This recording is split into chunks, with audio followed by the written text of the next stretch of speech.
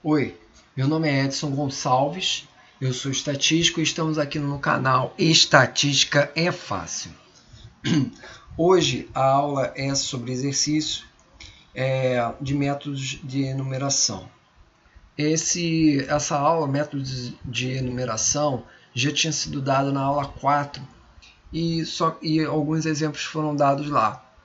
Eu resolvi fazer essa aula de exercício para fixar o que a gente tinha já conversado lá e colocar aqui alguns apontamentos em virtude de uma referência que eu consultei, e essa referência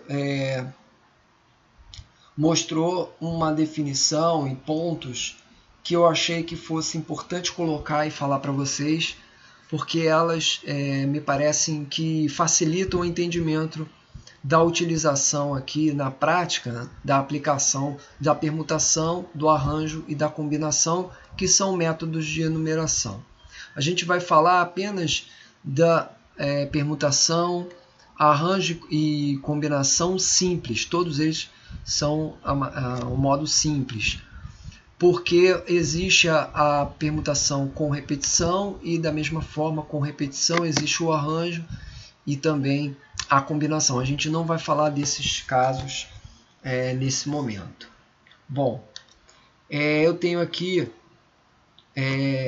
como eu tinha falado na aula número 4, que foi a primeira aula, né, falando a respeito de métodos de enumeração, eu já tinha dito que os espaços amostrais discretos ou finitos são aqueles em que as probabilidades relacionadas lá aos eventos, né, com aqueles espaços amostrais, eles se concentram em pontos. Por conta disso, derivam de processos de contagem ou métodos de enumeração. Eu fiz uma pesquisa baseada nesses dois livros aqui, nessas duas referências que eu não tinha utilizado no momento anterior. E a primeira aqui, Introdução à Análise Combinatória, é um livro editado pela editora Unicamp. Eu tenho a terceira edição desse livro e ele fala, né, aqui eu tenho dois exemplos, dois exercícios que eu vou utilizar aqui que foram tirados dele, e basicamente os apontamentos, né, que eu vou mencionar nesta aula, eles foram tirados daqui. Além dessa referência, nós temos o Matemática Finita, da coleção Schwann, que é um livro editado pela McGraw-Hill e é também uma boa referência. Todos os dois, né, ambos, têm exercícios comentados e uma lista de exercícios para fazer com gabarito. Então, vale muito a pena ter, né, obter e verificar aí, esses livros, porque eles têm uma gama, né, extensa aí de exercícios referentes a métodos de enumeração, combinação, permutação, arranjo, enfim, são boas referências. Bom, com relação aqui aos apontamentos que eu queria colocar, é justamente a diferença na aplicação, ou da permutação, ou do arranjo, ou da combinação.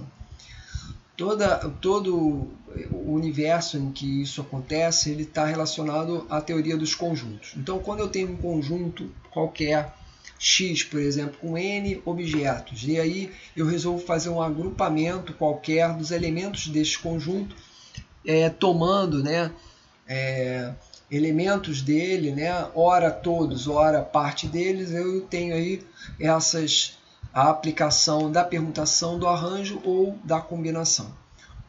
Bom, no caso, quando o agrupamento é tomando elementos, todos os elementos, né, do conjunto, eu vou usar uma permutação, que nada mais é do que isso. Permutar significa arrumar, trocar a posição.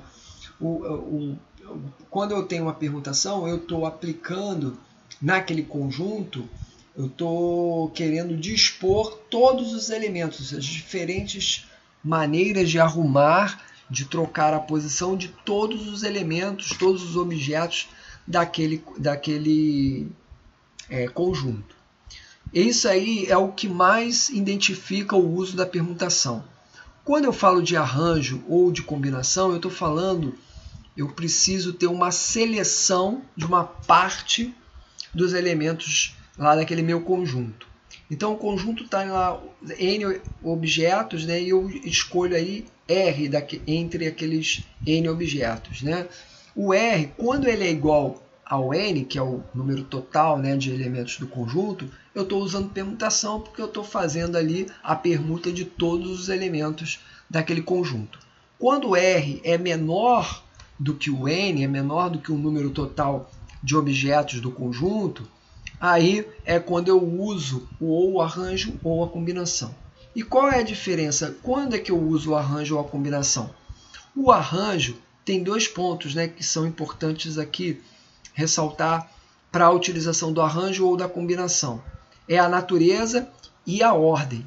A natureza, ele significa quem participa, né, quem é selecionado, quem participa daquela seleção. E a ordem é nada mais é que o lugar que aquele elemento que foi selecionado ocupa naquela seleção. Então, para mim é importante, né, quem participa, a natureza e o lugar que ocupa, né, aquele participante, a ordem, eu tenho a utilização do arranjo. Quando a combinação, que eu vou lá tomar R elementos, né, daquele conjunto, né, tomar R a R, como é muitas vezes colocado nos exercícios, né? Vou fazer uma seleção de uma parte dos N elementos de um conjunto, né? Quando eu uso que eu não me importa a ordem, ou seja, o lugar que ocupa o elemento, e sim a importância está na natureza, ou seja, quem participa, né, daquela seleção, eu tenho a utilização da combinação. Bom, isso aqui era um dos pontos, né, que eu gostaria de ter colocado. Não tinha feito essa colocação na aula número 4, que foi a aula anterior, a primeira que a gente falou sobre métodos de enumeração.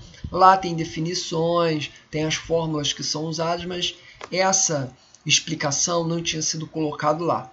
Então, eu fiz agora e, baseando nessa explicação que eu dei nesta aula, a próxima aula, que vai ainda continuar falando sobre métodos de enumeração, aí eu vou colocar alguns exercícios para fixar e para que possa ficar bem entendido essa explicação que a gente fez hoje, ok? Muito obrigado, até o nosso próximo encontro e lembre-se, estatística é fácil, ok?